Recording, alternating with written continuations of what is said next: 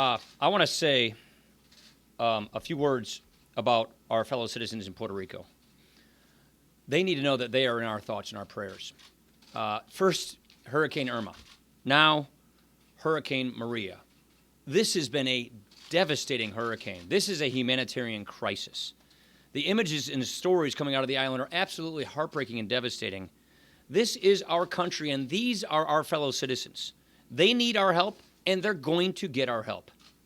I want the people of Puerto Rico to know that we are in this with them. Right now, this is a rescue mission.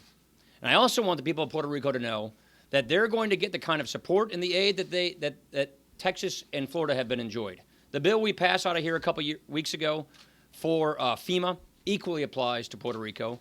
Right now, it's search, it's rescue, it's humanitarian. And when we get the information we need from the administration, we will be doing more in Congress to act on all of these hurricane victims wherever they are, because these hurricanes have really wreaked havoc on many of our fellow citizens. Now, the Trump administration is going to do all that it needs to do to get the information to us so that Congress again will act in response to these hurricanes. I want to address another important development with our agenda. We're very excited about this because we really believe that we have an historic chance at prosperity in this country.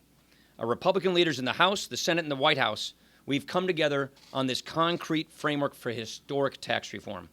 We're going to be discussing this with our members tomorrow. I can't tell you how excited this is because this is not just a big moment for Congress, it's a big moment for Americans. Too many people are struggling in America today. They pay too much in taxes, they feel stuck, they feel anxious, they're living paycheck to paycheck, and we need faster economic growth, and we need a tax code that's built for growth that helps struggling families. People need relief, and we know this. That's why this framework is going to be focused on helping American families. It's going to be focused on helping the people in the middle. It's going to be focused on helping people get to the middle who are struggling to do that. At the same time, our businesses in America cannot compete with the low tax rates of foreign nations. So what are they doing? They're moving overseas. And the people who are staying here, the companies that stay, they're getting hit hard. And when a company moves overseas, it takes its jobs and it takes its capital overseas. I was over at Harley-Davidson just the other day. It's an American-made company in Menominee Falls, Wisconsin. Everybody knows what a Harley-Davidson motorcycle is. I heard the enormous challenges that they face. Their competitors all face much lower effective tax rates than Harley does. That's the story of American businesses who are put at an enormous competitive disadvantage. But historic tax reform will put all of our businesses in a better competitive position so they can stay here at home, so that they can raise wages, increase economic growth, more investment in American jobs, more investment in American economic growth, and more take-home pay so that the people in America living paycheck to paycheck can get the relief that they need and that they deserve. If we succeed in tax reform, and if we lower the tax rates, these kinds of companies will prosper, they'll grow, they'll hire, they'll increase wages. There's no doubt about it, this country needs this. And that is why we're very, very excited about historic tax reform.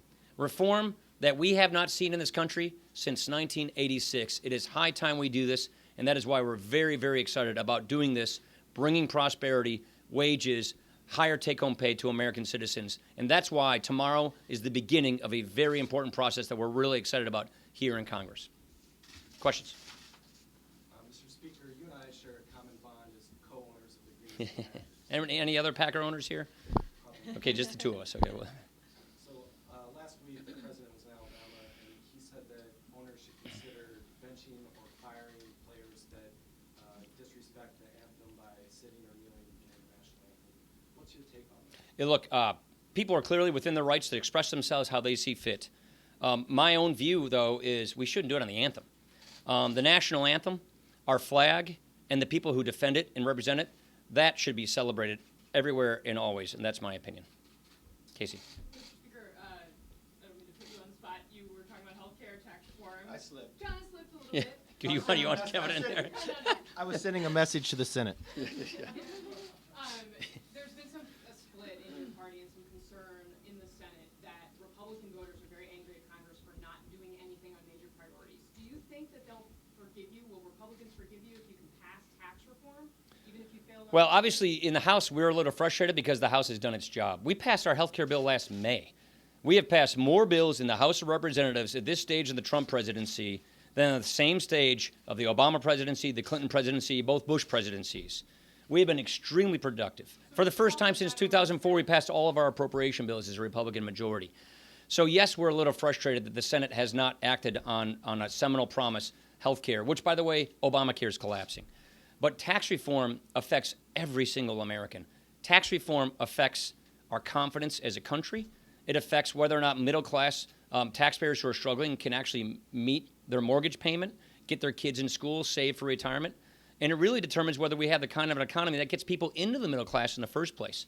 So tax reform is the most important thing we can do to restore confidence to this country, to get jobs and prosperity. And that is why we are so singularly focused on getting this done this year.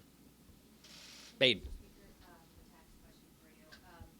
The president, a couple weeks ago, was meeting with Democrats that he was against reducing taxes on wealth. We have seen some reports about condensing the tax brackets from the top 39 to 35%.